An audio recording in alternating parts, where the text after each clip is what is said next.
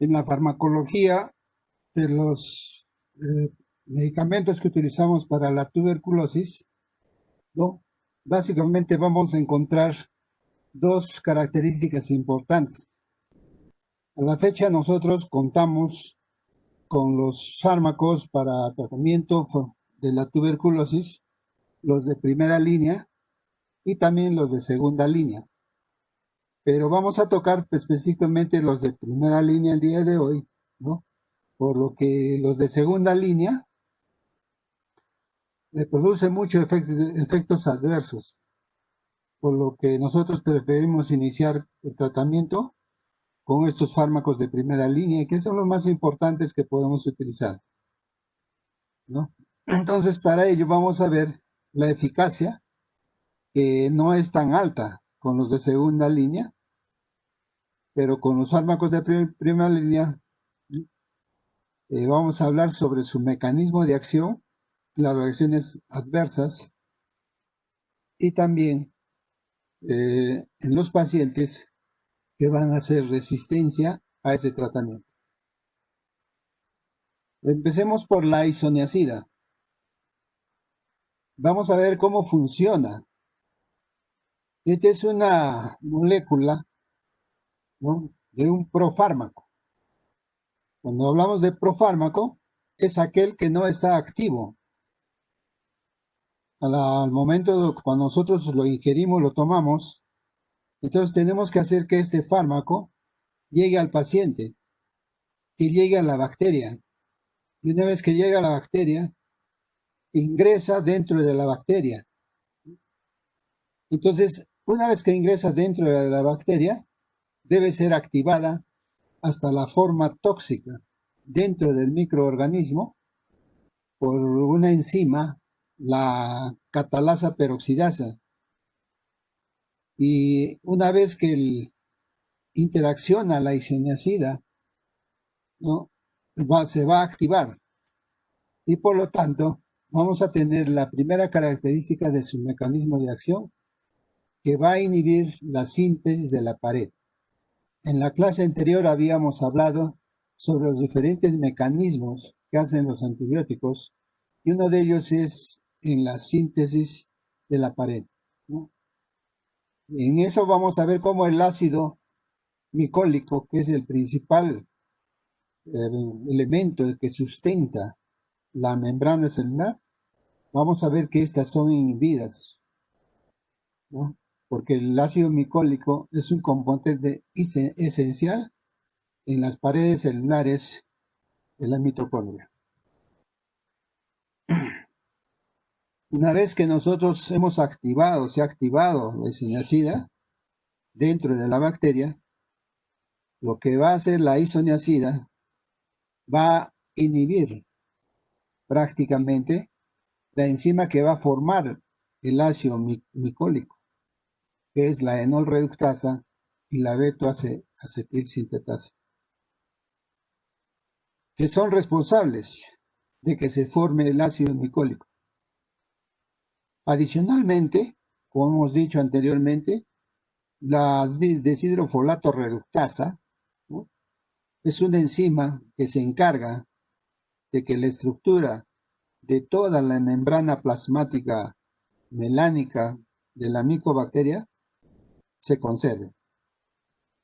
Por eso es que a veces los lípidos tienen que tener una conformación, una estructura firme para que permanezca la membrana celular y ésta pueda funcionar correctamente la membrana. Entonces, cuando nosotros inhibimos a estas enzimas, como ya en la clase también habíamos explicado, el resultado final es que comienzan a dañar toda esta envoltura de la micobacteria, ¿no? Y entonces lo que va a hacer es que a la bacteria, como también hemos visto, ¿no?, la va a matar. Y entonces no va a tener cómo formar su envoltura, ¿no?, y va a ser eliminada. Asimismo, la isoniazida, ¿no?, como inhibe la síntesis del ácido micólico, también se encarga o produce efectos adversos, como los de neuropatía periférica. Los de neuropatía periférica se presentan por déficit de la vitamina B6. Esta vitamina B6 es necesaria para la síntesis del neurotransmisor GABA. Por lo tanto, si falta vamos a ver alteraciones neurológicas como las convulsiones, ataxias, mareos, parestesias y alteraciones psíquicas. ¿Por qué no decirlo? También presenta las hepatitis, ¿no?, con aumento de las transaminasas. Ahora vamos a ver la rifampicina. Su mecanismo de acción se va a caracterizar por inactivación de las unidades beta del ARN. Como ustedes ven aquí, las interferencias de la síntesis del ácido nucleico se hace a través de esta subunidad beta del ARN polimerasa. Lo que queremos decir es que no podemos sintetizar ARN, por lo tanto no se puede sintetizar proteínas porque no hay el ARN. Entonces la bacteria también no va a poder sobrevivir porque no tiene cómo hacer la síntesis de proteínas.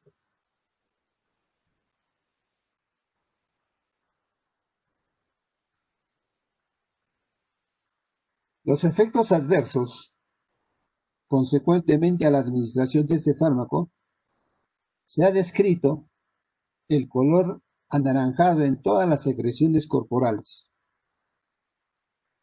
Los pacientes que están medicándose con rifampicina, cuando van a ir a miccionar y va a ser la orina de color naranja, hay un patrón colestásico que va a llevar a una hepatitis por colangitis e ictericia.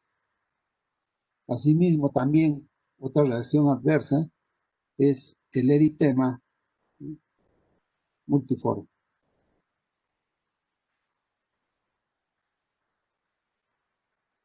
La piracinamida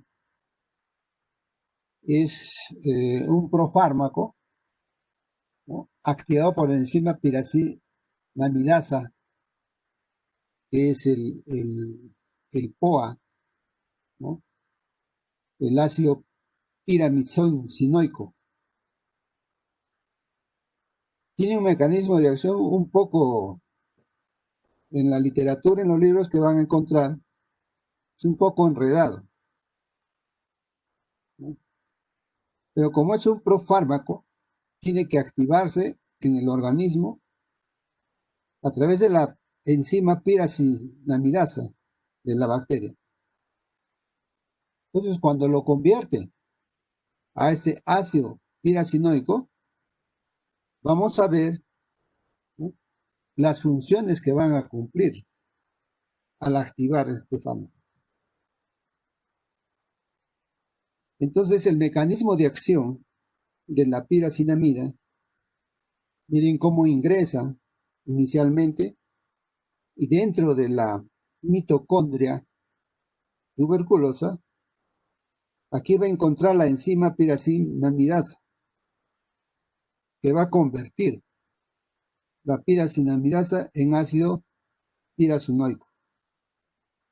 Este ácido está cargado negativamente y entonces va a hacer que la bacteria tenga un proceso de expulsión e inyección hacia afuera del fármaco, ¿no? Entonces va a expulsar al fármaco a través de estas bombas y va a permitir sacar a este ácido piracinoico POA, que está cargada negativa. Y una vez que este ácido piracinoico está cargado negativa, en el medio ácido se hace la necrosis calcificante. Por lo tanto, es neutralizado, como ve aquí en la figura, por los protones de ese medio ácido. Y entonces va a formar parte de este CoA, ¿no?, a través de ese hidrogenión. Y entonces va a estar neutralizado. Este no va a tener carga, ¿no? Va a ser una carga neutra. Ustedes saben que cuando una sustancia tiene carga neutra, puede difundir a través de la membrana. Y una vez que difunde, genera una serie de efectos. Y estos efectos son que inhibe el sistema Fas1, ¿no?, y la sintasa tipo 1 de los ácidos grasos de la síntesis de ácido micólico. Entonces, muy parecido a la isoniazida, impide que de la síntesis de ácidos micólicos, a partir de todo el proceso que nosotros hemos mencionado aquí con la isoniazida, ¿no?, no va a haber producción de ácidos micólicos, por lo tanto también va a haber la inhibición de la síntesis de la pared. No va a haber esa formación de estructura a nivel de la membrana celular de esta bacteria. También este fármaco produce efectos adversos, así como las artralgias, porque aquí se va a formar o va a quedar rezagos del ácido úrico. Entonces, esa artralgia, dolor de articulaciones, es por la hiperuricemia. Y esto se debe a que la piracinamida desencadena una disminución de la excreción renal del ácido úrico.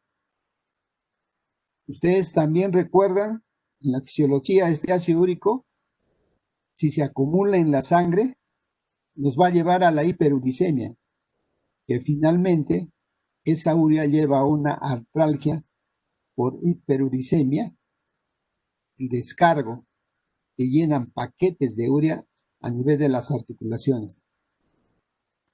También otro efecto adverso de la piracinamida se ha relacionado con la hepatitis ocasional.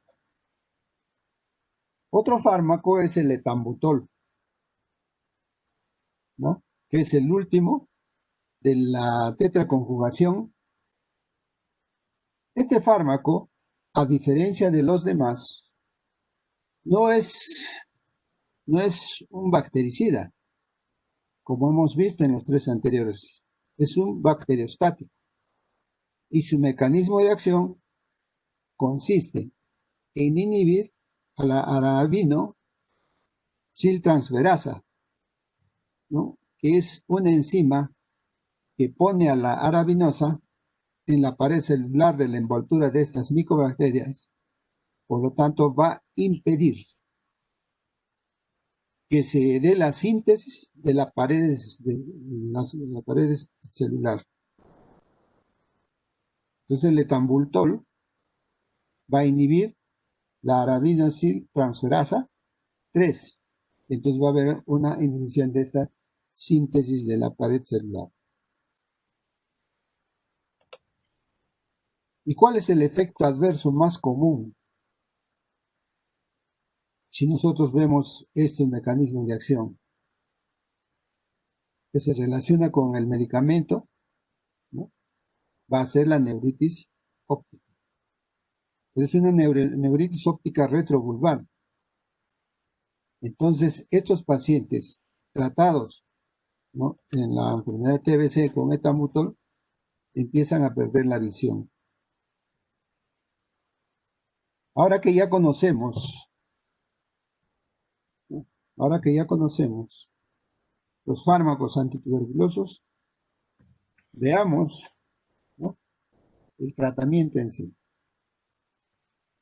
Vamos a hacer algunas disquisiciones, puesto de que se ha visto mucho en el hospital el mal manejo de este tipo de pacientes con estos fármacos. Lo primero que tenemos que saber que en el tratamiento farmacológico, en los de primera línea, son los fármacos, ¿no?, que hemos visto, y si iniciamos con estos fármacos de primera línea, tienen que ser asociados, tiene que ser que su mecanismo de acción sea prolongado, que este fármaco sea supervisado y tenga facilidad de alcanzar a todos los pacientes. Cuando hablamos de facilitar a todos los pacientes, no podemos dar la isoniazida sola, la rifampicina sola, tienen que estar asociados. Y al estar asociados vamos a prolongar la terapia como mínimo, en el mejor de los casos, más o menos unos 4 meses. En algunos casos, hasta los 2 años. Pero esto tiene que estar bien supervisado. Esta supervisión tiene que ser en cada dosis para asegurarnos que el paciente sí está recibiendo, sí está tomando su medicamento y entonces nos puede garantizar la cura. Y si está garantizado y está facilitado todos los medicamentos antituberculosos, tienen que ser dados por las estrategias de salud, unas estrategias de salud pública, ¿no? Apareció a través del DOT, Directive Offset Terapia Observada y Dirigida, en pacientes que deben recibir estos medicamentos, ¿no?, en cualquier sitio. Al hablar de cualquier sitio, hablar de supervisión, ¿no?, que garantice también su ingesta.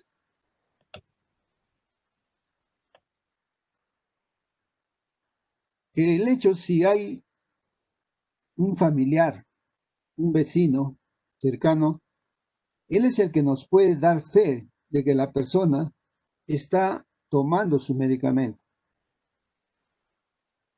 ¿no? Entonces nosotros vamos a tener certeza de que este paciente, ¿no?, esté bajo supervisión, esté observado y su administración sea correcta, lo que no se da en nuestro medio. Por eso es que van a las recaídas, ¿no?, y a la resistencia. Y entonces aquí en los hospitales tenemos pacientes, ¿no?, multiresistentes al tratamiento.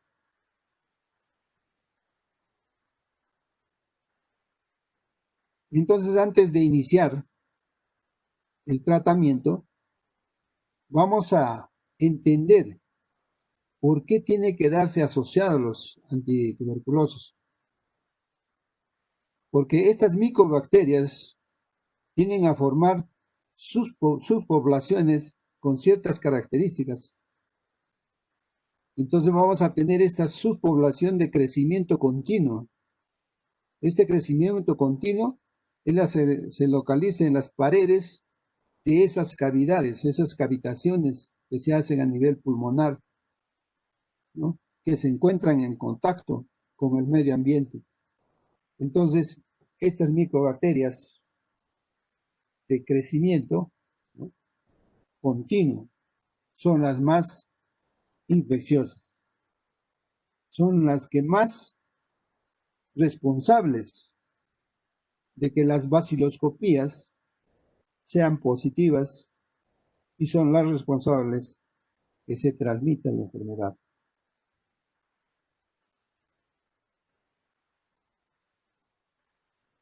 En la piracinamida podemos decir que es muy útil para matar los bacilos que están dentro de los macrófagos como hemos visto en la gráfica, ¿no? Y están en un medio ácido. Tienes que recordar que habíamos visto que algunos estaban como atrapados en el interior del macrófago. Entonces, estos son atacados por la piracinamida y entonces va a ser muy útil el uso de este fármaco para matar a estos microorganismos, y estos son los bacilos persistentes que son los que causan las recaídas. La rifampicina es muy útil para una pequeña población de las micobacterias tuberculosas, y que es la que vamos a ver que está ahí como que no alcanzó a ser destruida por toda la respuesta inmune de la necrosis caseificante y que tiene un crecimiento muy esporádico. Pero entonces nosotros tenemos que darle a todas las micobacterias para poder tener una resolución total de la enfermedad. Esa población pequeña incluida en esta necrosis caseificante de un pH neutro con un crecimiento esporádico.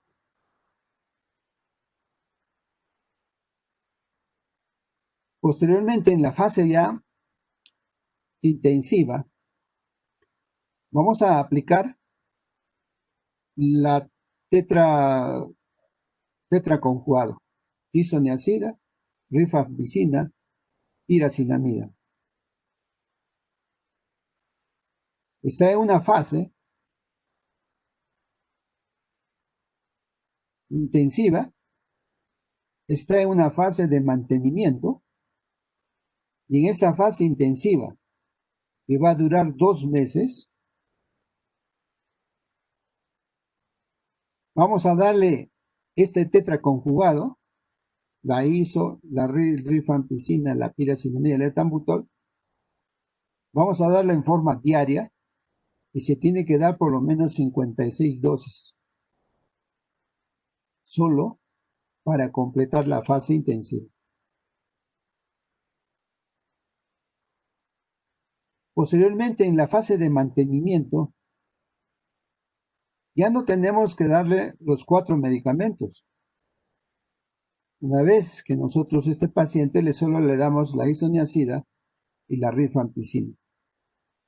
Y esta fase dura el doble, dura 4 meses. Y tenemos realmente 2 opciones aquí, ¿no? Aquí vamos a ver como 1 o como 3 veces a la semana, para hacer un total de 54 dosis. Pero la otra opción es que también se ha completado, se administra el medicamento todos los días a lo largo de 4 meses, completando lo que sería más o menos 126 dosis.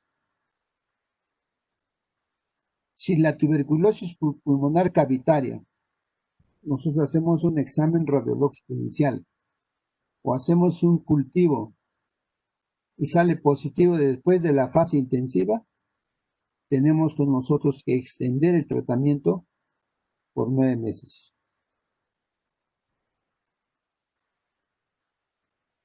Como ven, nosotros vamos a suponer que las 126 dosis es la que se prefiere en el régimen actual. Sin embargo, en varios servicios o instituciones, lo que se hace es darle en forma intermitente 54 dosis 3 veces, ¿no? 3 veces a la semana, porque se hace un poco más fácil para los pacientes. Porque también tenemos que tener entendido los efectos adversos. Puede hacerse cualquiera de las dos finalmente, pues los efectos a largo plazo se ha visto que son buenos por ambos regímenes, y el paciente puede resolver también su enfermedad. Si en la radiografía, como hemos dicho, ¿no?, nos evidencia positividad, el tratamiento es por 9 meses. Sobre el monitoreo cíclico, se ha visto también, a veces se le da el tratamiento y puede ser a demanda, haciendo irresponsablemente que los familiares se encarguen y no prácticamente se lleve un monitoreo clínico, ¿no? Y lo podemos dejar a su suerte. Nosotros tenemos que monitorizar al paciente a los 2, a los 4 y a los 6 meses. Esa monitorización de 2, 4, 6 meses, algunos también inclusive ya no son los 2, 4, 6 meses, sino que cada mes, y es preferible en nuestro medio, donde a los 2 meses, si la vaciloscopía positiva, vamos a ver el seguimiento al mes. Y si sigue positiva, vamos a entender que hay un fallo terapéutico.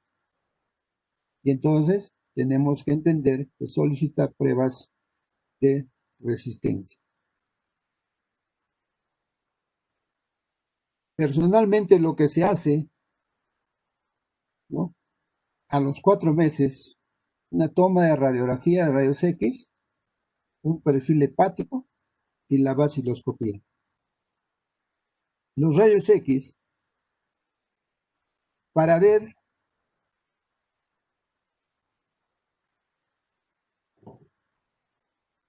cómo va, si las lesiones ya no están o ha llegado a una fibrosis que lo hace pensar que está curando el proceso. O vemos el perfil hepático con el que debemos mirar si los fármacos han causado este efecto adverso o daño hepático. En la vaciloscopía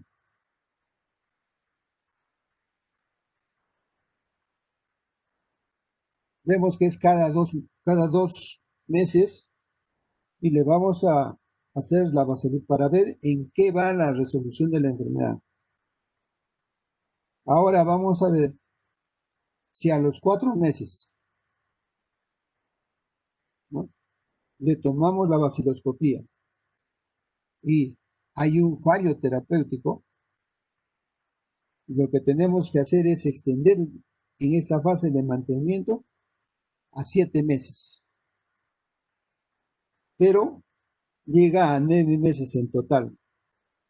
Una fase intensiva de cada 2 meses y como lo extendemos a 7 meses, el tratamiento total va a ser de 9 meses.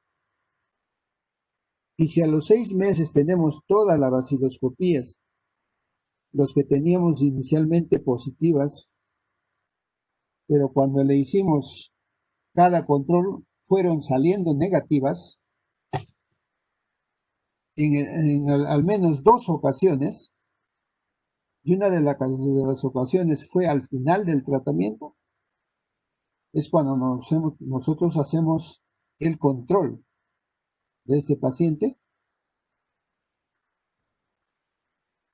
Vamos a pensar que a los 6 meses vamos a tener todas las vaciloscopías que inicialmente fueron positivas, pero luego cuando hicimos el control fueron saliendo negativas, o al menos en 2 ocasiones.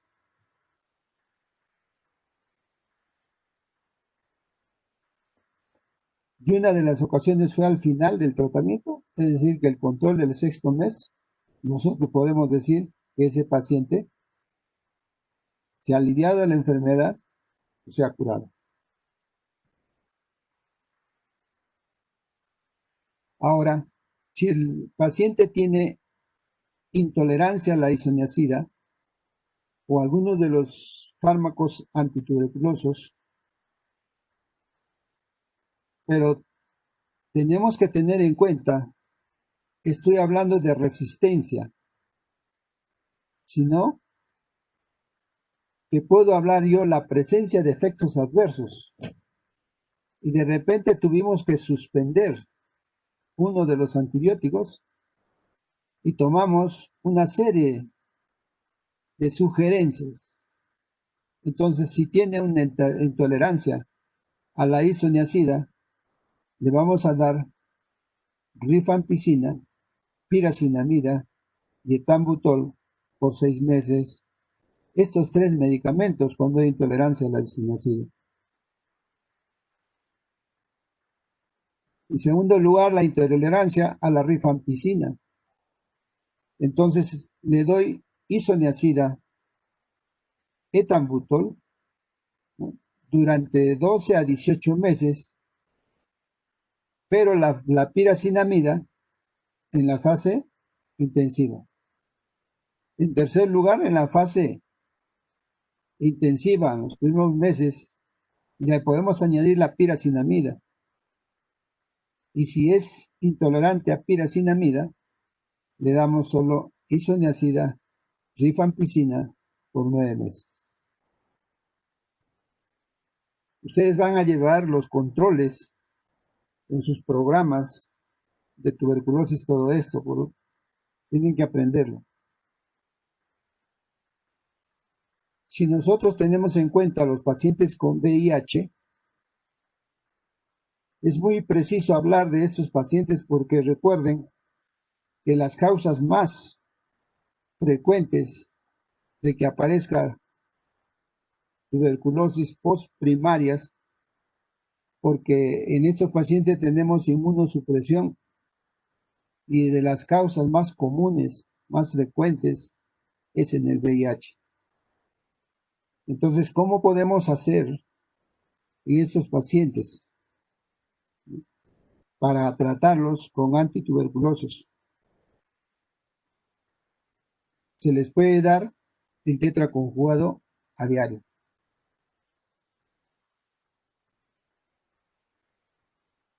Con una fase intensiva de 2 meses y una fase de mantenimiento de 4 meses. Igual que el paciente que no tiene VIH. Igualmente, podemos adicionarle algún otro antibiótico, pero es preferible no asociarle rifampicina. Es preferible la ribafutina, porque tiene menos interacciones farmacológicas. Este es otro derivado de las rifampicinas, que tiene la misma eficacia, pero tiene una menos interacción farmacológica. Y si estamos hablando de pacientes con VIH, la interacción farmacológica tenemos que pensar que es pacientes con VIH. La rifampicina tiene muchas interacciones con los antirretrovirales, por lo que no se recomienda tanto su uso, preferimos dar rifabutina. Si los pacientes con VIH no han iniciado la terapia antirretroviral en el momento que hacemos el diagnóstico de tuberculosis, podemos extender nosotros, cuando se ha iniciado el tratamiento de antirretrovirales, extender la fase de mantenimiento por 3 meses. Entonces, como se ha visto, si el paciente que ya venía con VIH ya está manejado con terapia antirretroviral, entonces nada le damos del tratamiento tetraconjugado diario, con una fase intensiva de 2 meses y un mantenimiento de 4 meses.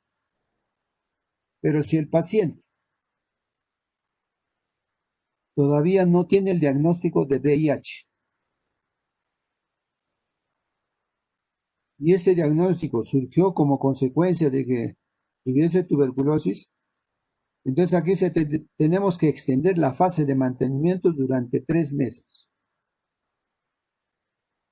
Esos 3 meses adicionales, para que haga un total de 7 meses de mantenimiento, y va a haber 9 meses, que es el total de tratamiento. Y si nosotros tenemos en la terapia,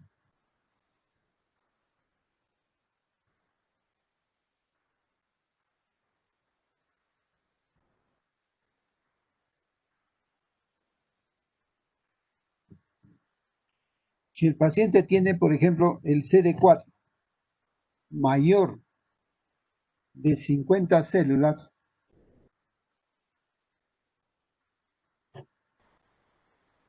podemos hacer un poco más suaves en el tratamiento.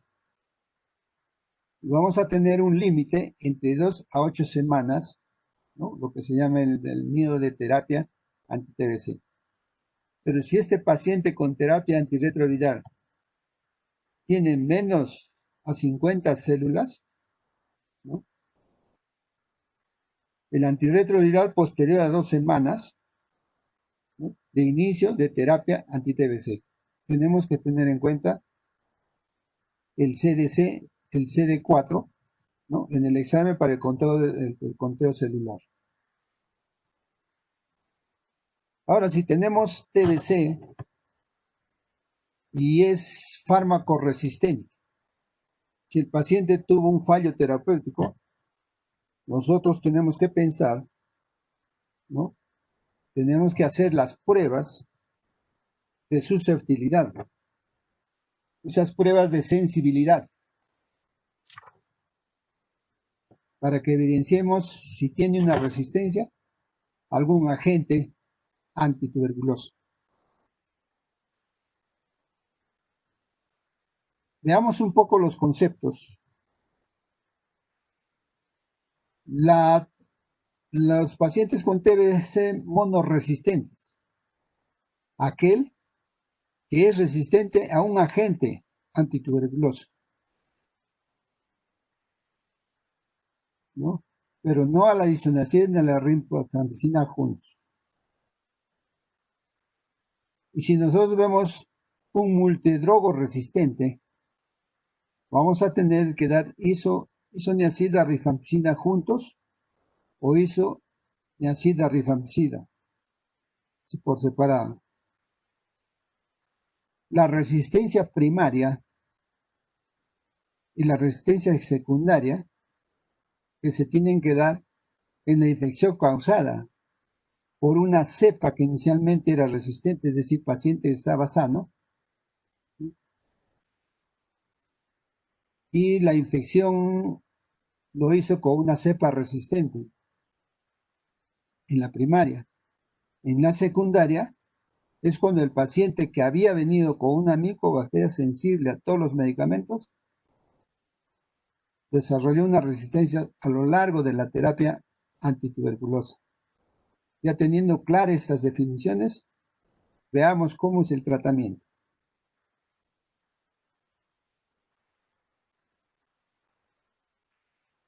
Hay un montón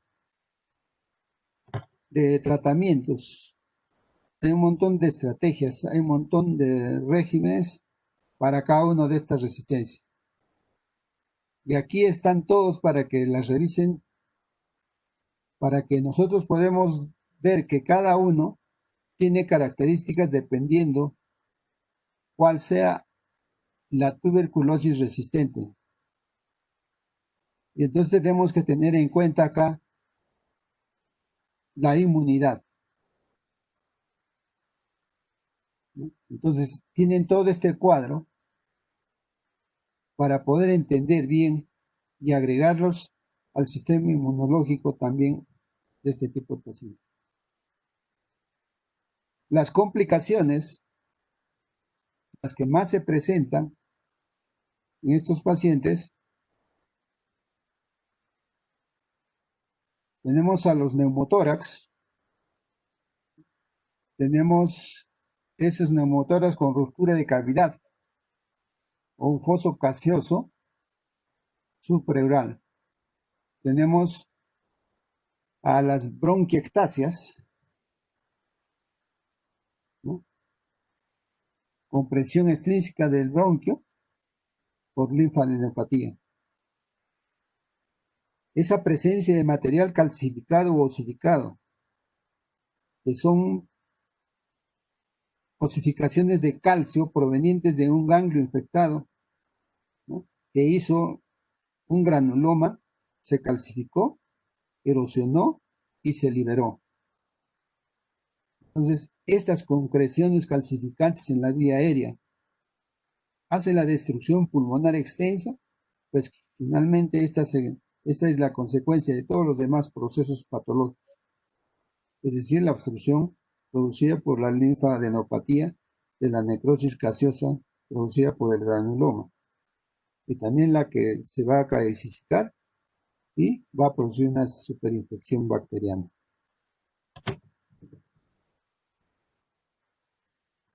Y finalmente, lo que llegan a estos pacientes es al shock séptico. Y la malignidad, se ha visto que la TBC y todo el daño que genera el parénquima pulmonar aumenta el riesgo de que este paciente desarrolle una neoplasia pulmonar, ¿no? Y esto todo acerca de la tuberculosis. Y el shock séptico, al final de cuentas, estos tipos de pacientes, ¿no?, van a ser falla multiorgánica y muerte.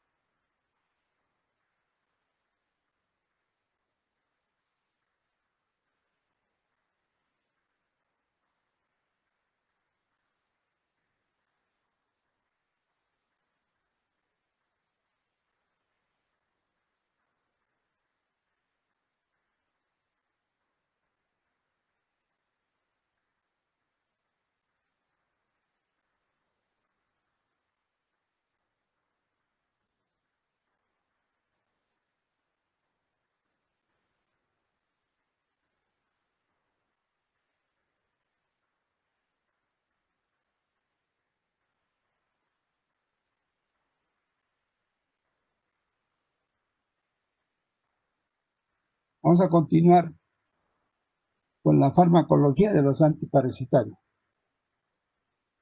En esta oportunidad me voy a abocar no a lo que está en los libros, me voy a abocar a lo más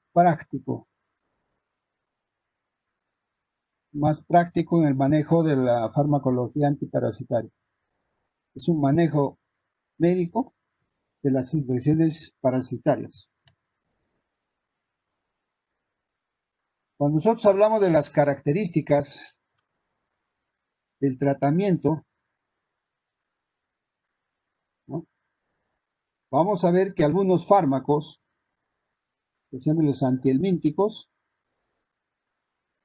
en los objetivos generales van dirigidos a evitar las consecuencias crónicas, ¿no? Y si evitamos las consecuencias crónicas de la infección, vamos a reducir las cargas parasitarias. Estas características del tratamiento antihelmíntico de acuerdo son aquellos medicamentos antiparasitarios ideales. Tenemos un tratamiento antihelmíntico que disponemos actualmente. Presenta varias de estas características y pueden ser dadas en dosis única. Son fármacos de baja toxicidad, son de amplio espectro, por lo cual se pueden tratar varios helmintos, ¿no? Estos helmintos que podemos tratarlo a la vez tienen bajo costo, aunque hoy en día se ha subido por la mala información a la población del uso de estos antiparasitarios, ¿no? Vamos a ver ya en la fisiología, farmacología y bioquímica el error que están cometiendo al dar antiparasitarios a los pacientes con COVID-19. Hemos dicho que tiene bajo costo, tiene bajo grado de resistencia descrita en humanos. Esa resistencia, ¿no?, que en veterinaria, ¿no?, se ha visto, han descrito, y entonces está estudiado estos fármacos. Si nosotros recordamos que los helmintos que necesitamos tratar, tenemos a los nemátodos, entre los cuales tenemos a los geohelmintos, el Ascaris lumbricoides, Trichuris trichurem, Tetramoeba vermicularis, Strongyloides estercolaris, Necator americanus, Ancylostoma duodenal. Son aquellos que necesitan tierra, necesitan estar en la tierra para completar su ciclo. Los biohelmintos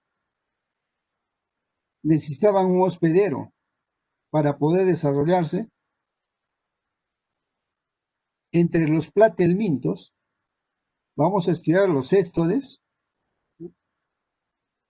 la Taenia solum, la Taenia saginata, la Immunolepsis nana, de los cuales tanto las larvas como los adultos son los que producen enfermedad.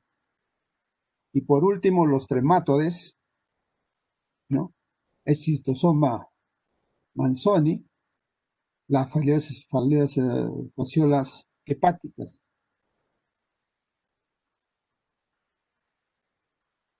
Son aquellos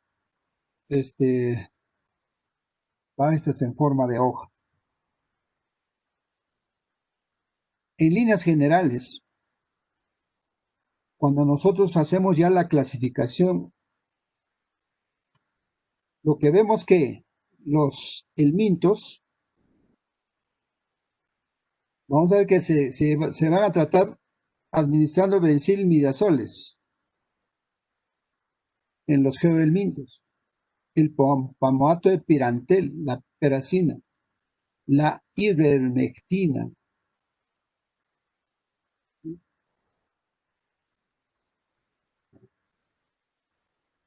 Si no damos los benzilimidazoles, que son los de habitual elección, en los biohelmintos se ha indicado la ivermectina. En los céstodes que se produce por larvas, lo ideal es el albendazol. Y la enfermedad producida por adultos se trata con praziquantel. Al igual que los tremátodes, también con praziquantel.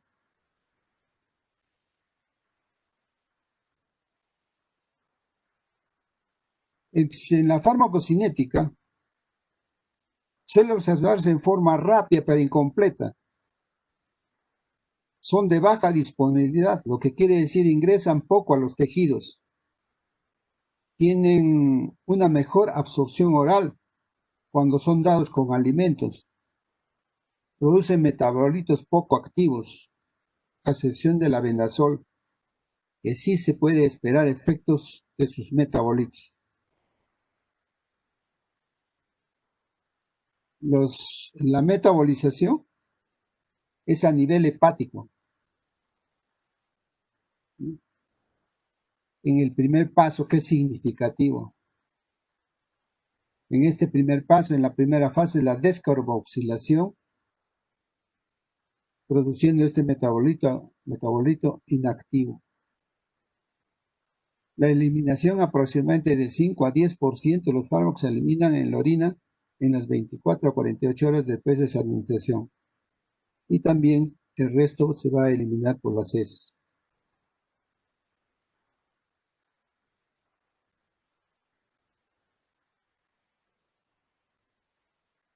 También se ha visto el grado de distribución en el sistema nervioso central. Y la excreción habitual a través de la bilis también se ha visto para el mebendazol y el albendazol también se ha visto la excreción renal.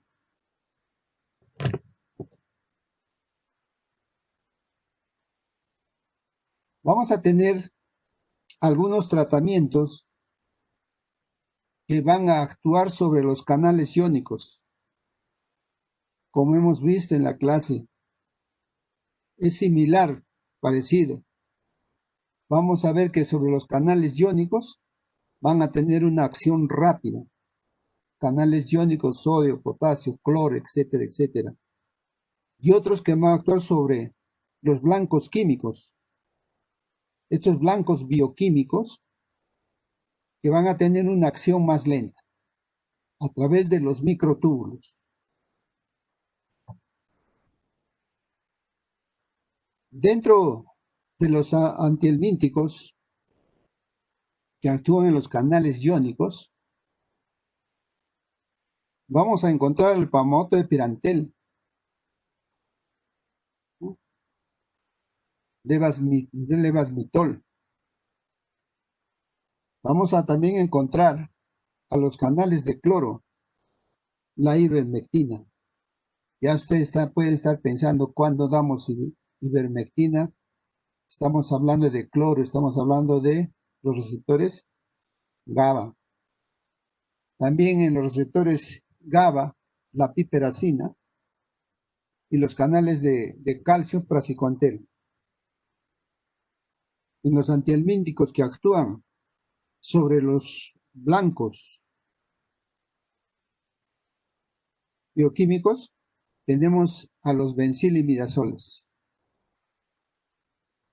¿no?, que actúan sobre los microtúbulos y estos se desarrollan, van a hacer la acción lenta, poco a poco.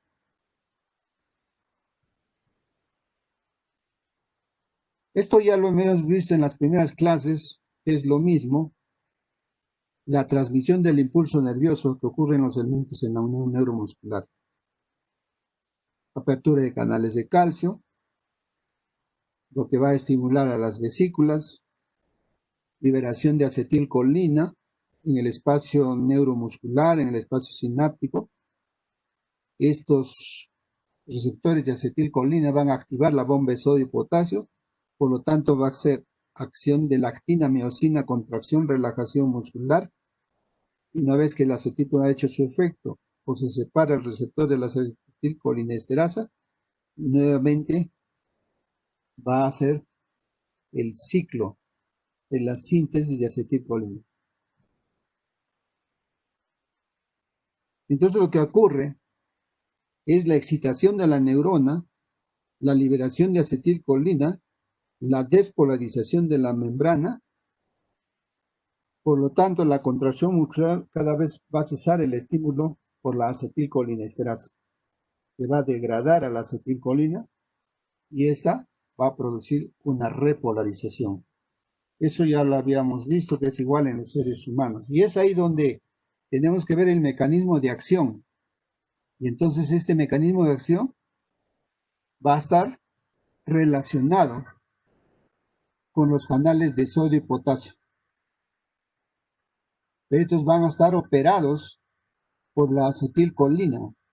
A más estimulación, más secreción de acetilcolina, mayor acción, despolarización de la membrana, ¿no? Donde incluye la bomba de sodio y potasio.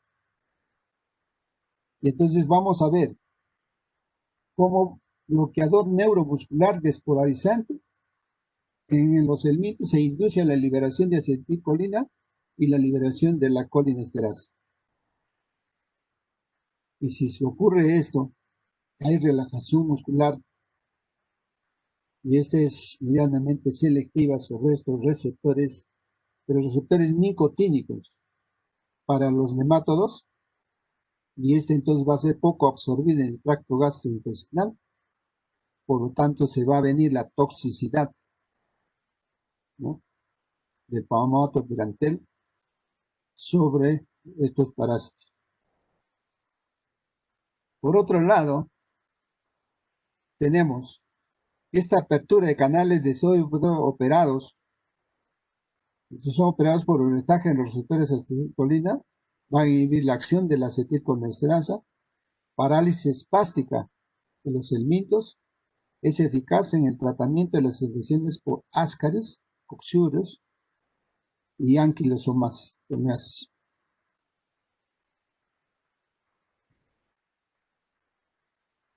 La piperacina es un antihelmíntico que se usa ya poco en este momento, pero el mecanismo está relacionado con la apertura de canales de cloro en los receptores GABA, que también se encuentran en el músculo, y esta unión neuromuscular, por lo tanto, que produce la inclusión de iones cloro en el músculo, haciendo que se haya hiperpolarización de la membrana. Y a ver la hiperpolarización de la membrana, vamos a tener la parálisis flácida de los helmintos, porque no pueden volver a alistarse para recibir otro estímulo nervioso.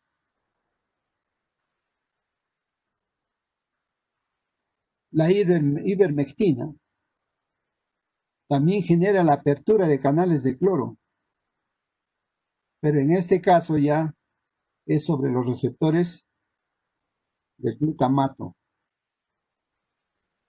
Hace también el mismo efecto de hiperpolarización de la membrana muscular y genera inanición o inactivación del músculo faríngeo de los helmintos.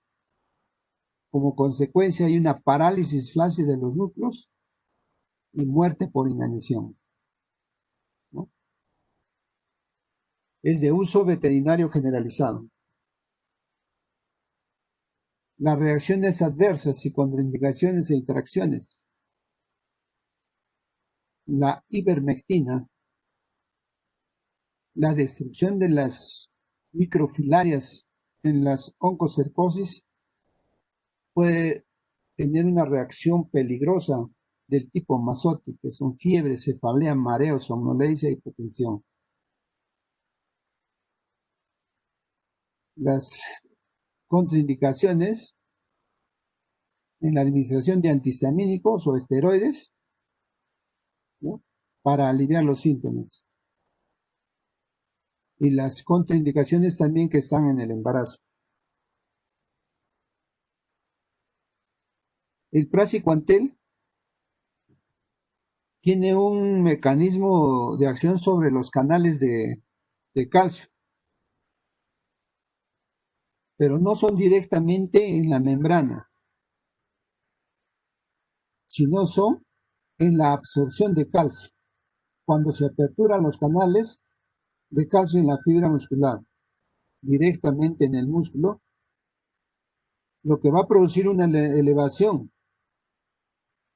de la cantidad de calcio disponible del retículo sarcoplásmico y por lo tanto produce una contracción muscular y una vacuolización del tegumento.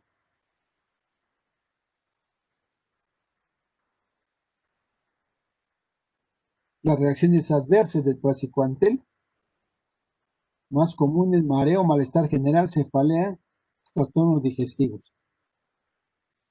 Hace interacción con la dexametasona, la fenitoína, la carbamazepina, por lo que van a incrementar el metabolismo del praziquantel, y la cimetidina aumenta sus concentraciones plasmáticas y tenemos estos efectos. Más que efectos adversos, yo diría que son efectos secundarios, colaterales. Las contraindicaciones: está contraindicado para el tratamiento de la cisticercosis ocular, ya que la destrucción del parásito en el ojo podría provocar un daño irreversible.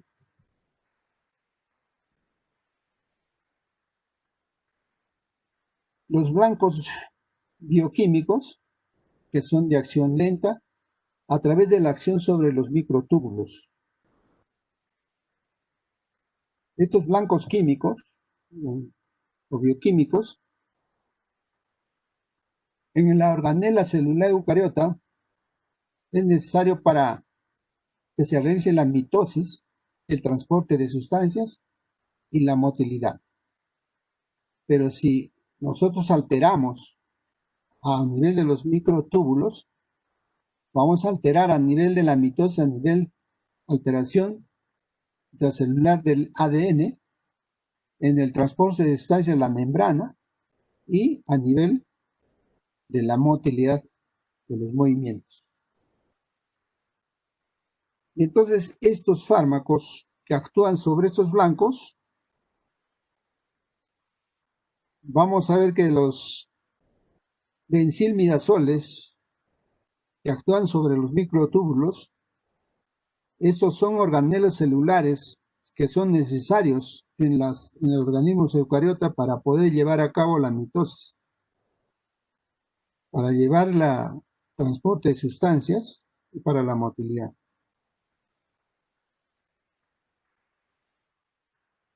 Estos benzil, ¿no? La principal acción inhibe el acoplamiento de los microtúbulos, ¿no?, de las células intestinales del parásito. Y secundariamente, el bloqueo de forma irreversible en la captación de glucosa. Ya tenemos dos posiciones, ¿no?, en el acoplamiento de los microtúbulos a nivel de la membrana celular. Es un fármaco antihelmínico de amplio espectro, particularmente efectivo frente a nematodos gastrointestinales. Sus reacciones adversas en el embarazo, o presenta dolor abdominal y diarrea, y en el embarazo, como muchos antihelmínicos, ¿no? No obstante, puede usarse en el segundo o tercer, pero nunca en el primer trimestre. Está el mebendazol y albendazol. El mebendazol de 500 miligramos de oral o 100 miligramos 2 veces al día por 3. El albendazol 400 miligramos en dosis única. Estos son los microtúbulos, ¿no? Y como hemos dicho, actúan sobre estos microtúbulos inhibiendo la polimerización de la B-tubulina en estos microtúbulos en el extremo positivo, en el extremo creciente de los microtúbulos, al igual que funciona también la colchicina. De esta forma, inhiben el transporte o formación de glucosa, y esto produce parálisis del parásito, y al producir la parálisis, la muerte de este.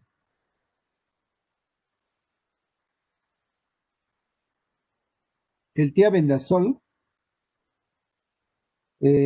su mecanismo de acción casi no es bien conocido, pero se ha demostrado que inhibe la fumarato reductasa. Su acción farmacológica limita el tratamiento tópico de la larva migrans cutánea. Su farmacocinética es de liberación rápida, se absorbe bien en el tracto gastrointestinal, ¿no? En la distribución, las concentraciones máximas, el tiabendazol y los metabolitos, ¿no?, se presentan de 1 a 2 horas.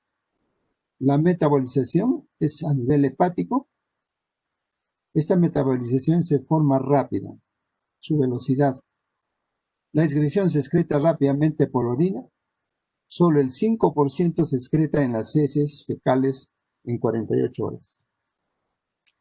Las reacciones adversas, efectos tóxicos leves transitorios, prurito, fiebre, rubor facial, a la vez que náuseas, vómitos, vértigo y visión borrosa. Las contraindicaciones, pacientes que presentan una alergia atópica y una alergia al medicamento.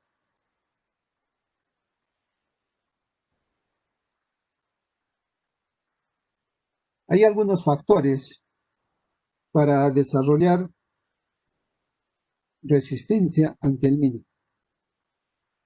Estos factores que van a determinar que en el futuro, si no se toman las medidas, se desarrolla resistencia antihelmíntica en humanos.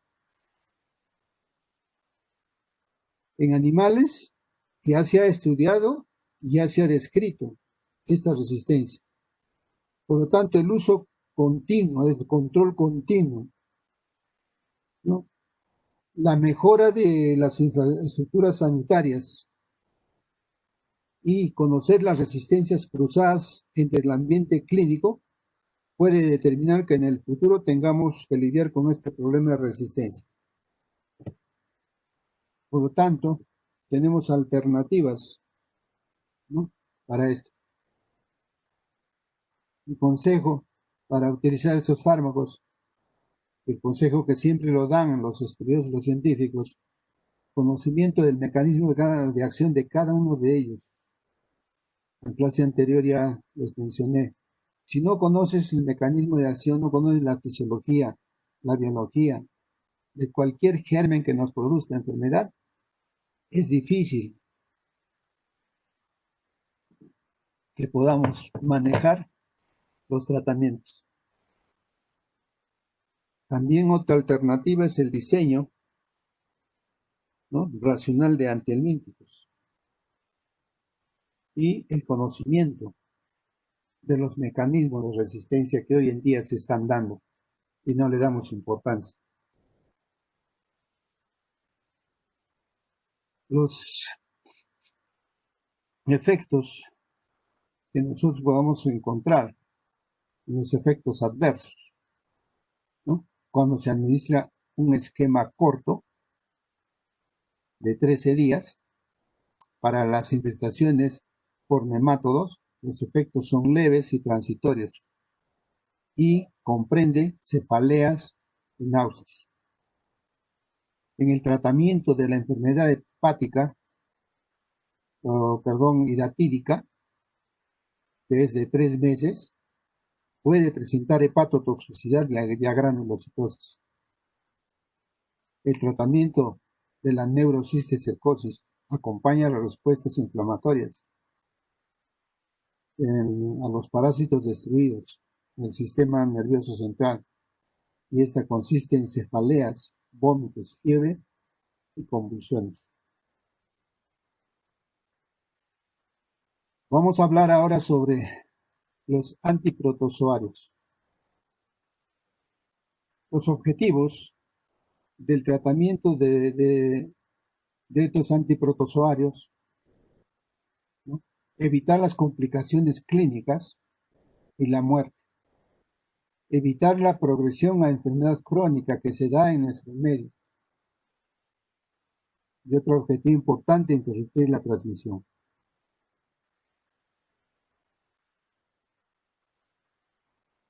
En las características del tratamiento, lo ideal que hablamos en el tratamiento parasitario, tenemos los tratamientos antiprotozoarios. Actualmente son de los menos ideales, en vista que la mayoría de ellos se deben indicar en dosis múltiples, lo cual disminuye a la adherencia del tratamiento de la toxicidad. Es muy variable, por lo tanto es muy importante, aunque otros casos en menor toxicidad. Aquí la clave de eficacia va a ser variable. Esto nos entendemos con las enfermedades más desatendidas en la actualidad. Las farmacias están dando las indicaciones o las recetas. Esta resistencia variable también, que se ha descrito en el tratamiento de los antiprotozoarios, se tiene que dar más importancia y el desarrollo de medicamentos de acuerdo a la práctica que nosotros veamos en nuestros pacientes. Los protozoarios, a manera de recordar un poco de biología, podemos nosotros tratar a los protozoarios luminales, ¿no?, a las coccidias, ¿no?, y a los protozoarios tisulares. En las luminales vamos a encontrar a los flagelados, ciliados, amoeboides, ¿no?, y cromistas. También podemos indicar el tratamiento de las coccidias intestinales, A. belli, a la cayensis y el parvo. Y a las tisulares vamos a ver a dos, la quinoplastidia y la apicomplexa. En la quinoplastidia tenemos la leishmania y el Trypanosoma cruzi. El plasmodium y el Toxoplasmosis como apicomplexa. Pero es importante esta clasificación para ver en forma de resumen el tratamiento. Antes de entrar al tratamiento de lleno es importante recordar que en la medida que uno tiene un diagnóstico de alguno de estos, entonces los agentes comensales como la Endolimax nana, la Chilostomiasis meslini, Entomomea coli, importantísima en nuestro media, Entomomea dispar y la Iodomoeba buchili. Es fundamental que no vamos a indicar la quimioterapia, ¿no?, pero que es fundamental indicar las medidas de higiene, las medidas personales y la higiene alimenticia. No es aceptable que al recibir pacientes con estos diagnósticos se les diga a los pacientes que no tienen nada, vaya a su casa, sino siempre tenemos que tomar en cuenta un momento al paciente, especialmente aquel paciente que tiene factores de riesgo, que lamentablemente en nuestro medio vemos mucho en nuestros niños. Estos niños que tienen estos agentes. Asimismo, esto indica la presencia de otros parásitos que pueden producir daño y entonces les produce enfermedad importante. No hacemos nada por mejorar la salubridad del agua, los alimentos. No hacemos nada en los seres humanos o en los animales tratar las heces. Y entonces tenemos que incorporar medidas de higiene personal y de alimento a la vida diaria de cada uno de los pacientes para que tengan una vida sana. Teniendo estas consideraciones, vamos a entrar de lleno al tratamiento de los protozoarios. En líneas generales, lo que acabamos de recordar en el tratamiento, en los tratamientos luminales, habitualmente es el metronidazol, ¿no?, secnidazol, nitazolamida, que tiene efectividad muy variable y es muy cuestionable. Por lo tanto, a pesar de que son medicamentos de indicar la indicación sencilla, con mayor posibilidad de dar ese tratamiento, el éxito, el efecto antiprotozoal es muy reducido.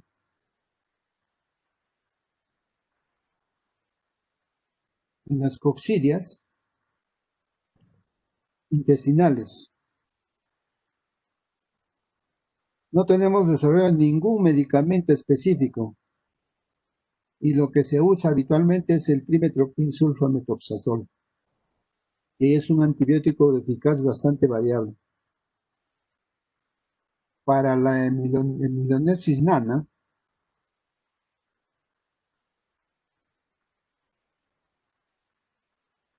vamos a tener los tratamientos variables en los tisulares, ¿no? El glucantime, vamos a dar en la leishmania. Ustedes van a encontrar pacientes en cantidad, pacientes con leishmania cutánea, especialmente aquellos paisanos de Puno que van a trabajar a recoger oro en la selva. Ustedes no saben cuál es lamentable en la vida de ellos, que para conseguir una ampolla de glucantine tienen que trabajar, sacar el oro y al dueño de la mina darle en oro para que les dé la ampolla. Y los tienen presos, secuestrados con este tratamiento a la pobre gente. En el Trypanosoma cruzi, ¿no? Vamos a hacer el nifurtimox y el benzinidazol, que también, ¿no? Vamos a ver que son distantes del tratamiento para el plasmodio. Vamos a utilizar habitualmente la cloroquina más la primaquina. Y en la toxoplasmosis vamos a encontrar el tratamiento, las sulfas y las pirimidenas. Esto es en líneas generales. Y entonces, al hablar ya de mecanismos de acción farmacológica, de los antiparasitarios, de los antiprotozoos, tenemos que tener en cuenta el grado y el sitio de afectación, ¿no?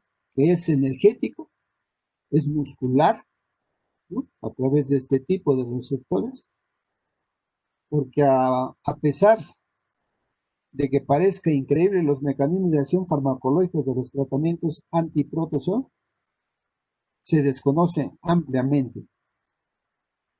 Está descrito en forma general, porque estos antiprotozoarios afectan al metabolismo biosintético. A diferencia del metabolismo energético o función neuromuscular de los nemátodos. Y así hemos clasificado diferentes, o la mayoría de ellos. Vamos a ver que los protozoarios, los intestinales, que ameritan tratamiento, que son la entomología histolítica, la Giardia lambia o Giardia duodenalis, de Blastocystis hominis, el Balantidium coli, la Trichonoma vaginalis. Lo que se usa en la elección de estos tratamientos es el metronidazol, tratamiento indicado, porque va a tener una rápida absorción en el intestino delgado, va a tener una vida media de 12 horas en sangre, el nivel máximo en sangre es de 3 horas, va a ser excretado en la orina, en la secreción vaginal, salival y en la bilis. Por lo tanto, algún protozoario en el que estos tratamientos o las esferas pueden ser tratados con éxito con el metronidazol. En las giardias, este fármaco se absorbe completamente después de la administración oral. Se va a metabolizar principalmente en el hígado y se excreta en la orina. Se ha reportado que el estrés oxidativo causado por este fármaco que afecta al DNA de los trofosóitos, produciendo las rupturas de la cadena. Por lo tanto, su acción va a ser, ¿no?, a la interrupción de la formación del DNA. El metronidazol se activa principalmente por la nitroreductasa 1, en la vía de reducción de la mediada por la ferredoxina, que a su vez es reducida por el piruvato de ferredoxina óxido reductasa, lo cual se transfiere electrones, produciendo durante la descarboxilación oxidativa del piruvato a ferredoxina.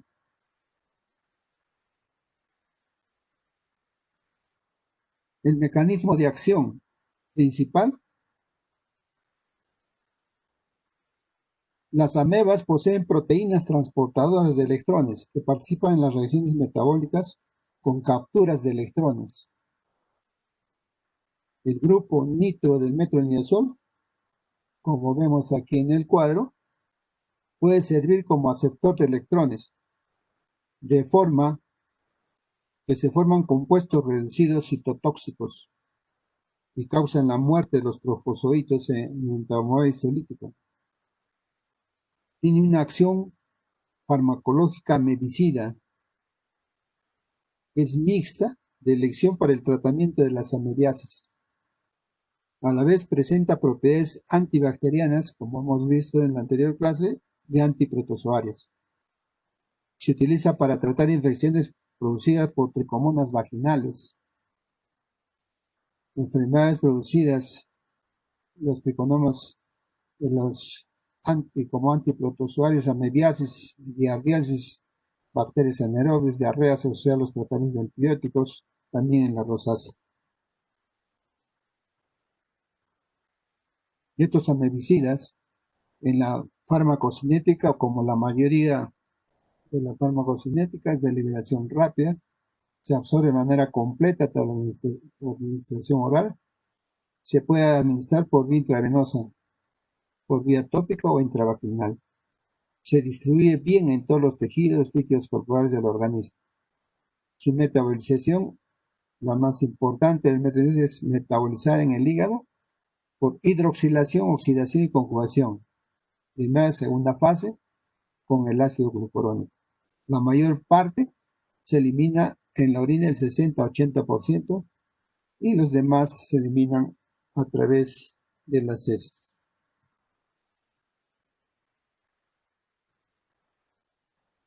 Si nosotros nos damos cuenta que el metronidazol tiene una cantidad importante de efectos adversos, que lo hace un tratamiento bastante difícil de cumplir, porque primero produce un sabor metálico en la boca. Es un sabor sumamente desagradable para el paciente. Incluso cuando se toma agua, se exacerba este sabor metálico, y asimismo con los demás alimentos. También se presenta efectos adversos como el dolor abdominal, las náuseas, vómitos, efecto antabús, diarreas. Si nosotros analizáramos los síntomas que hacen consultar al paciente y podemos hacer el diagnóstico y el tratamiento, que van a ser exactamente iguales. Estos efectos adversos que se presentan. Un paciente que viene con sus síntomas y recibe el tratamiento y se le va a exacerbar,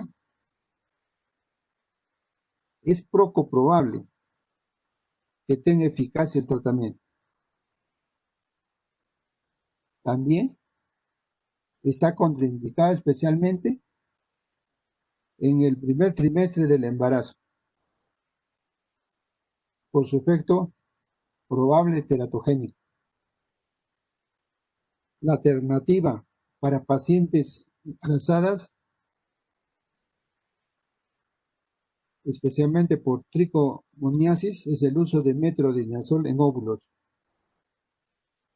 que permite, ¿no?, un efecto local, sin absorción y sin pasos sistémicos. La resistencia, con relación a la mediasis, el metronidazol no constituye un problema. Solo se han encontrado cepas de tricomonas resistentes al medicamento. Para mediasis intestinal, es importante indicar el tratamiento específico por vía oral, pero es más importante, además del tratamiento por vía oral, ¿no?, el reposo, la dieta y abundante líquidos. Y cuando ya esto se basa a lo quirúrgico, el quiste mediano, se hace un drenaje quirúrgico, se hace aspiración percutánea guiada. En nuestro medio hacemos con ecografía, pero es mejor con una tomografía ya computarizada. En los tratamientos parenterales para leishmanias visceral, incluye la anfotericina B. Los antimoniales prevalentes como el estiglo-gluconato de sodio con pentamidina y paromomicina. Como agentes alternativos, la miltefosina es un medicamento oral activo contra la leishmanias visceral. La elección del medicamento depende de las especies de leishmania. Los factores que vamos a ver del hospedero y los patrones de resistencia encontrados en el área del mundo donde adquirió la infección. Por tanto, tenemos que ver los tipos de leishmania, cutánea, mucocutánea, pero la visceral es la que tenemos que darle importancia para su tratamiento. En relación a la leishmania cutánea y leishmania visceral, tenemos que el balance que existe es en la inmunopatogénesis, es en la anergia y es en la cura. Por lo tanto, se debe dar un equilibrio. Claro que es difícil de alcanzar y muy variable para los pacientes. Tenemos un extremo en la reacción inmune. Lo es tan severa que genera daño como las leishmaniasis cutáneo-mucosas en la anergia. Este extremo de la anergia también es un polo difícil de manejar en vista que no tenemos ayuda del sistema inmunológico como la leishmaniasis cutánea difusa y la leishmaniasis visceral.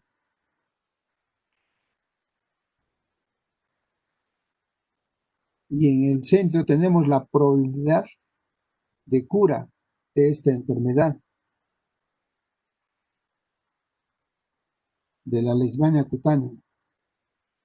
Es una leishmania cutánea localizada que puede llegar a tener cura espontánea, pero si el sistema inmunológico está activo, pero si está disminuido no lo vamos a poder.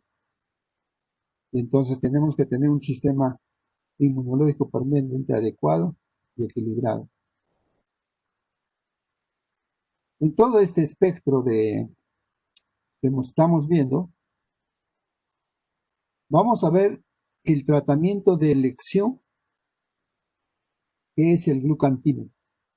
Alternativa del glucantine, que son muchas veces necesarias: etilgluconato de sodio, la anfotericina B, anfotericina B liposomal, pentamidina, miltefosina.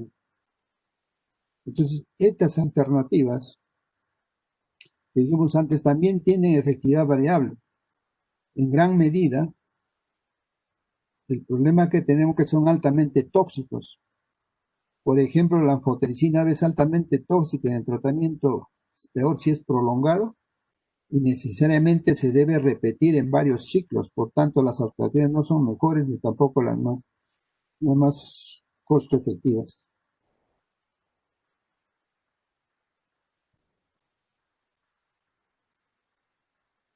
El tratamiento de elección, como hemos dicho que es el glucantimet, tenemos que calcular las dosis de acuerdo al peso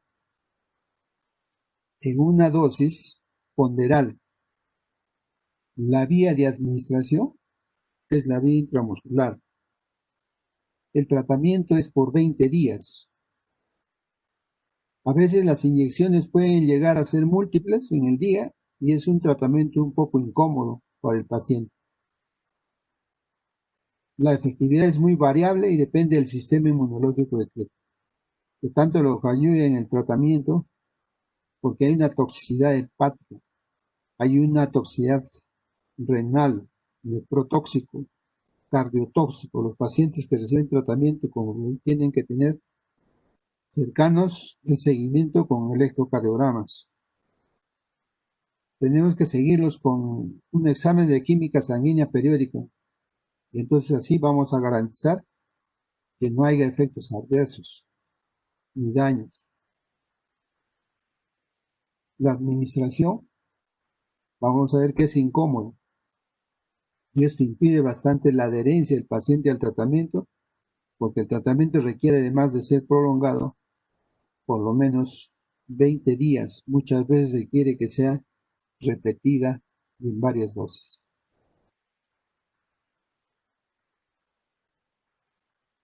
En el tratamiento de la leishmania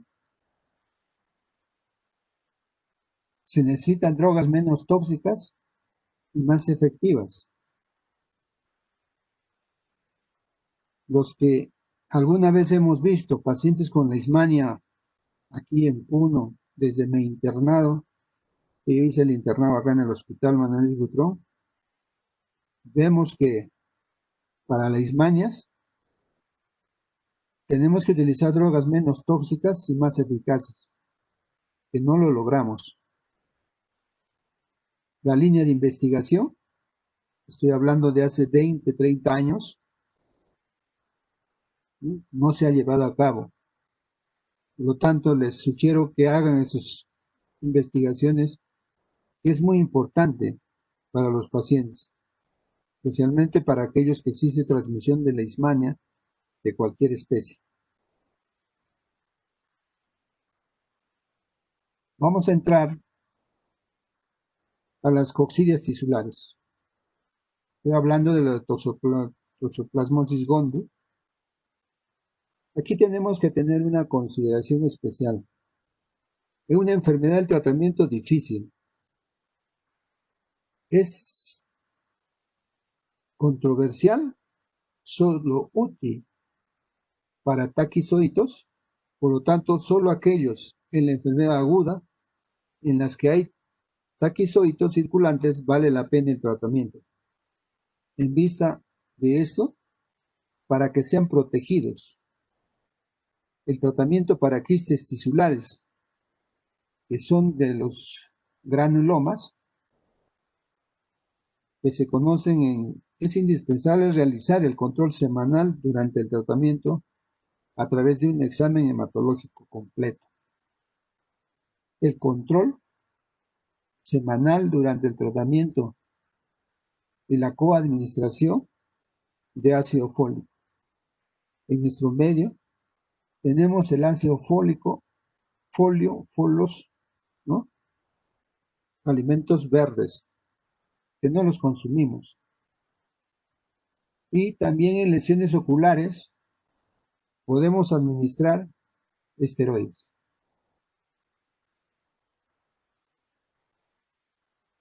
La toxoplasmosis, producida por el protozoario Toxoplasma gondii, y aquí ven un gato, aquí en Puno se ha encontrado esta toxoplasmosis gondii. Se transmite a los humanos cuando comen carne infectada,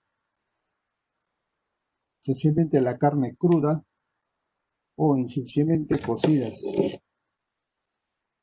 También puede transmitirse de la madre al feto en el embarazo, siendo los gatos reservorios que al excretar las heces con huevecillos pueden infectar, puede ser a otros animales, pero también al ser humano.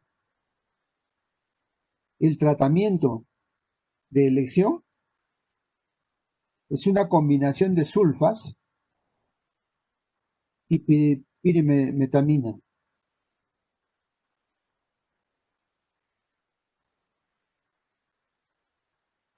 Con el peligro de la aparición de exantemas, porque la sensibilidad a este medicamento puede ser grave. Los tratamientos alternativos son la pirimetamina con clindamicina o la combinación de trimetoprim sulfamethoxazol.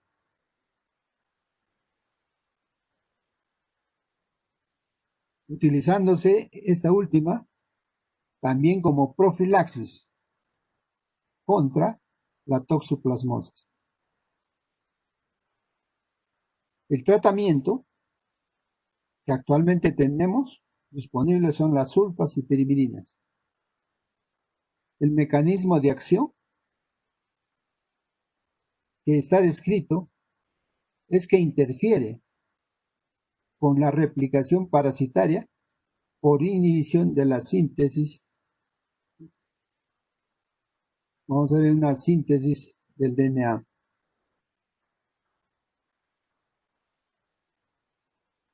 Y fíjense, aquí conocemos el mecanismo de infección, porque son tratamientos que se utilizan para bacterias y por lo tanto si hay un cuerpo de destruir importante, un grupo de estudios importantes, ¿no? Lo que se hizo, que tenemos las opciones de tratar las combinaciones de sulfas con pirimidines.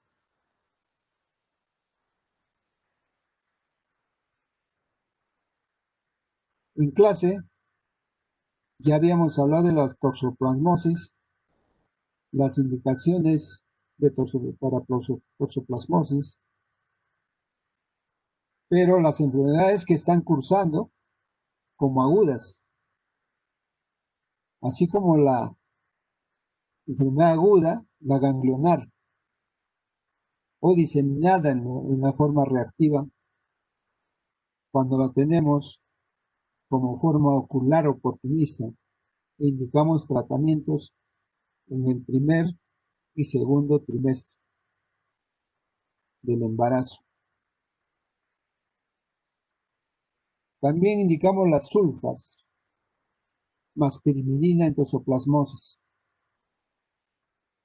Una toxoplasmosis congénita, es importante el tratamiento materno precoz a partir del segundo o tercer trimestre. Aquí vamos a utilizar espiramicina, sulfadiazina, la primetacina.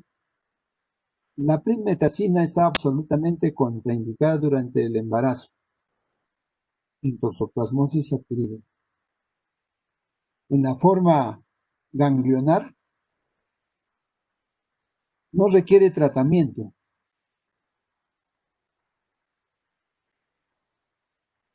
Y el tratamiento se debe de indicar sin demora en las intoxicaciones por toxoplasmosis diseminada. En las toxoplasmosis oportunistas se debe hacer el despistaje de serología a todo paciente inmunodeprimido. También se tiene que hacer serología, también tiene que hacerlos pacientes estudios de inmunodiagnóstico, porque si el paciente que se vaya a inmunosuprimir o que esté inmunosuprimido, el diagnóstico por imágenes es indispensable ante cualquier síntoma neurológico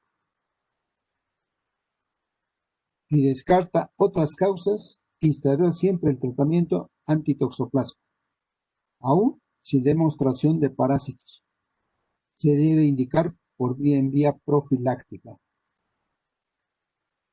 Una profilaxis con primetamina de por vida.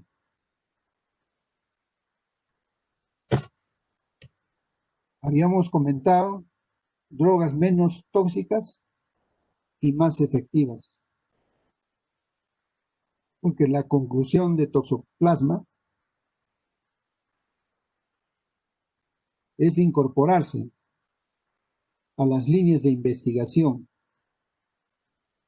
a las líneas de iniciativas para el tratamiento, porque en la actualidad los programas no hacen este tipo de enseñanza. Entonces los programas se vienen abajo. En el tratamiento de protozoarios, vamos a ver brevemente consideraciones sobre las coccidias intestinales, como la Cryptosporium parvum sp, Scystospora belli, Scystospora cayetanensis, las cuales tienen unas diferencias biológicas, tienen unas diferencias clínicas.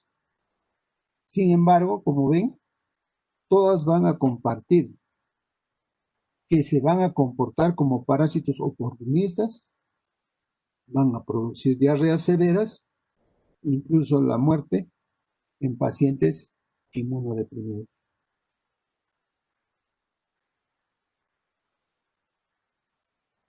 En las coccidias intestinales, tenemos que tener en cuenta en la realidad actualmente ningún tratamiento es altamente efectivo. Para esto solo está descrito que el aumento del contagio de células CD4 es efectivo a través de la terapia antirretroviral, que es altamente efectiva. Aquí se han utilizado antibióticos con cierta respuesta para coccidias intestinales, principalmente el trimethoprimsulfonetoxazol, el metronidazol, la nitazoxanida. Sin embargo, aquí en las coccidias intestinales son de las enfermedades más desatendidas por los programas, por el Ministerio de Salud, porque ni siquiera, si ustedes leen, aparece en la lista de enfermedades desatendidas. No se hace una investigación por qué no se atiende este tipo de enfermedades. Pasamos al trypanosoma o mal de Chagas. Tenemos al trypanosoma cruzi-americana. Lo que va a causar es una cardiomegalia, es frecuente en lactantes, transmitida en las heces por Teratoma infestans. Se trata con influximox. El trypanosoma brucei o africana, transmitida por las picaduras de la mosca tsetse, causa enfermedad del sueño. El trypanosoma brucei gambhiense, penetración en el sistema nervioso central. La suramida y la pentamida se utilizan en las primeras etapas de la enfermedad. En el trypanosoma brucei rhodesiense, la invasión temprana que hace al sistema nervioso central y es letal si nosotros no la tratamos. Tratamiento del mesazoprol cuando la infestación es a través del sistema nervioso central. El trypanosoma cruzi, tenemos que recordar en la historia natural, vamos a tener una fase aguda que puede ser generalmente asintomática. Podemos tener puertas de entrada o también tenemos formas generalizadas, las cuales van a ser más frecuentemente asintomáticas. En la fase crónica podemos tener las miocardiopatías, esa miocardiopatía chagásica.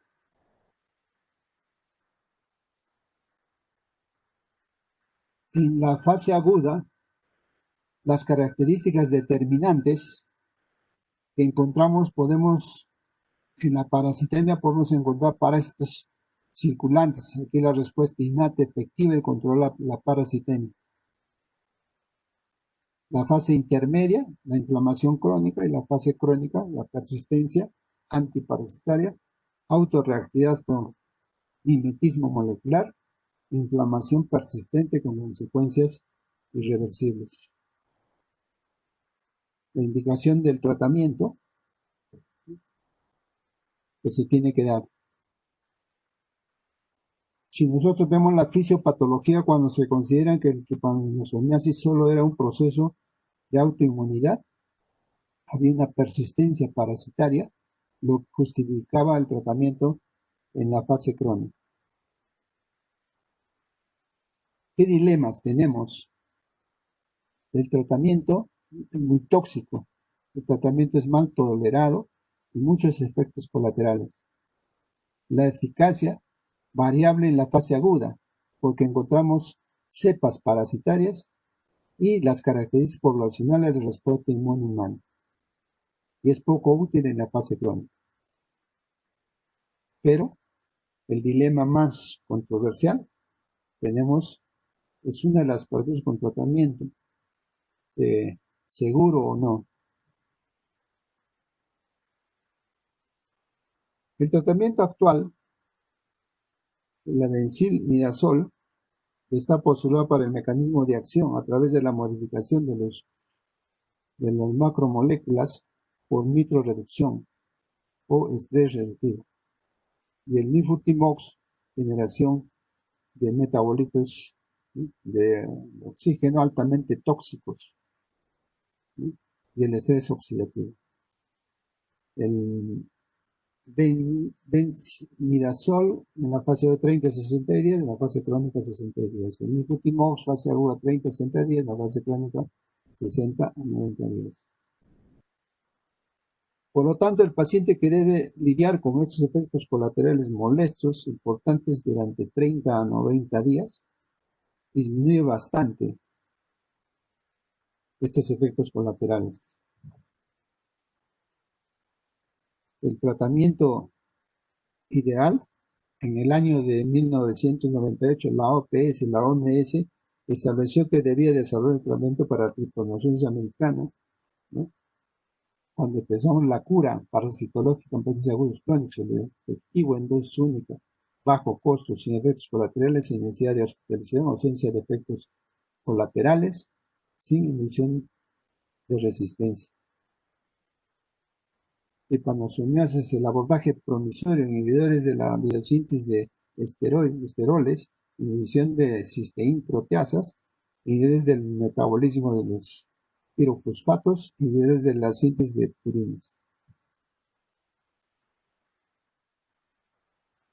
La relación de Plasmodium, vamos a tener que lidiar con el tratamiento de Plasmodium vivax y en mayor medida y con mucha menor frecuencia el falciparum y el malaria. Tenemos entonces el ciclo de vida, ¿no?, que ocurre primero en el hígado, la fase hepática dura 5 a 6 días y que no se repite, y luego la fase que se repite inmediatamente en la fase eritrocitaria. Asimismo tenemos también los tratamientos que existen, una fase del ciclo que ocurre en el mosquito, que también es susceptible al tratamiento. En esta fase eritrocitaria, la cura clínica o supresora de esquizocidas sanguíneos.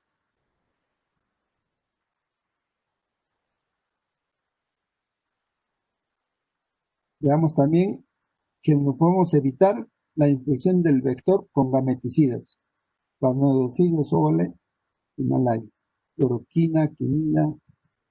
Y también tenemos, en tercer lugar, las esquizofrenias tisulares. En cuarto lugar, evitar el ciclo del vector con los esporonticidas primarios. El esquema de tratamiento de Plasmodium vivax tenemos la cloroquina más la primaquina. Esquizoticidas sanguíneos de acción rápida, ¿no? Gameticidas. En la primaquina, esquizoticidas tisulares para cura radical, entre los esporanticidas.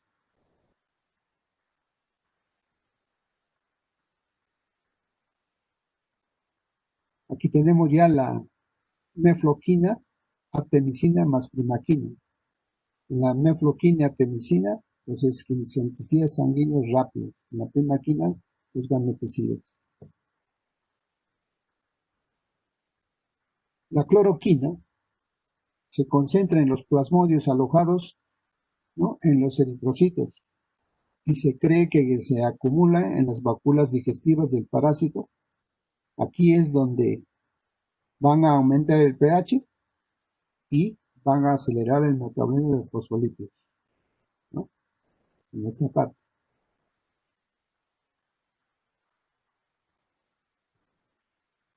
Y por último, en líneas generales, el tratamiento de la malaria está relacionado con el ciclo de la malaria, la que tenemos una fase que es la esporogonia,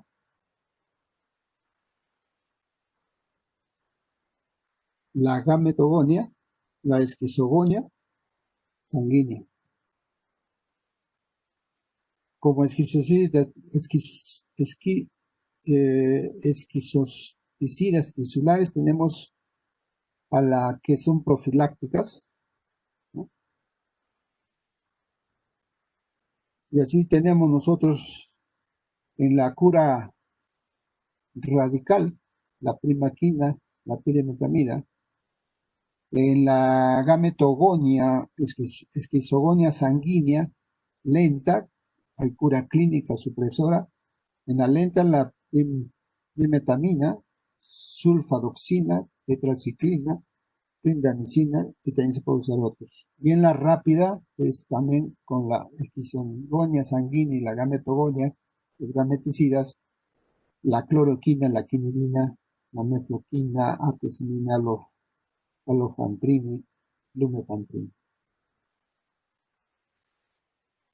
La primaquina, en el plasmodium falciparum, como en la gametogonia. Y por último, en la esquizogonia tisular, podemos hacer una profilaxis causal con la primaquina, la primetamina y otros. Y por último, un resumen, ¿no?, del esquema de tratamiento en malaria en la forma actual. Plasmodium falciparum, esquizoticidas sanguíneos rápidas, quinidina, mefloquina, artemisina, alofantrin. En el plasmodium falciparum también se puede utilizar ya con las combinaciones en las esquizas sanguíneas, con las esquizas sanguíneas, las de rápido y lentas. Quinidina, mefo, arte, dialo, comprime, tamina, sulfa, tetraciclina, clindamicina y otros. Asimismo, también el plasmodium vigas, el plasmodium ovale, esquizoticidas sanguíneas rápidas, como la cloroquina, esquizoticidas tisulares para la cura radical, primaquina, primetamina. Por último, también el plasmodium malari, que son ticidas sanguíneos rápidos, donde utilizamos la cloroquina.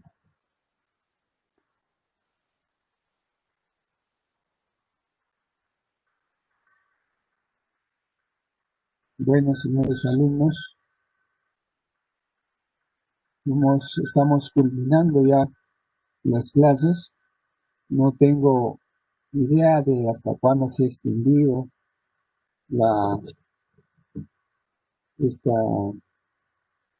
este semestre para ya fijar fecha para el examen. Sobre el examen, ya había dicho a los grupos